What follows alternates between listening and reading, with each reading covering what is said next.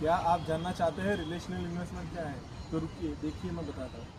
Relational investment ये है कि जैसे मानिए कोई कमोडिटी प्रोडक्ट है, एल्यूमिनियम।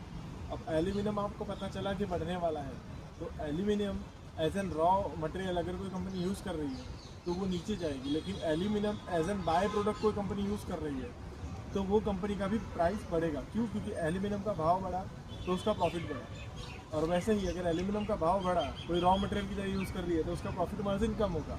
तो जैसे मानिए एल्यूमिनियम का भाव आपको कैसे पता चलेगा कि बढ़ रहा है? आप तो यही सोचेंगे ना कि अगर एल्यूमिनियम बढ़ा तो मैं एल्यूमिनियम में नहीं डाल दूँ, मैं भगवान होता है। लेकिन नहीं, फॉरकास्टिंग टूल्स आते हैं।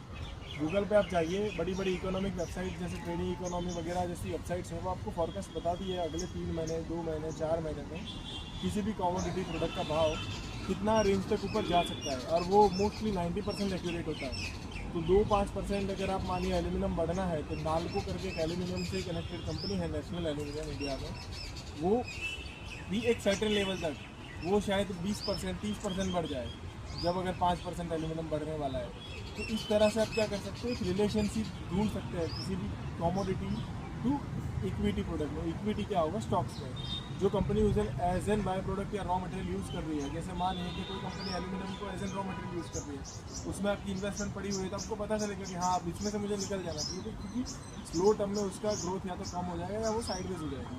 तो इस तरह से आप रिलेशनशिप इन्वेस्टमेंट कर सकते हैं।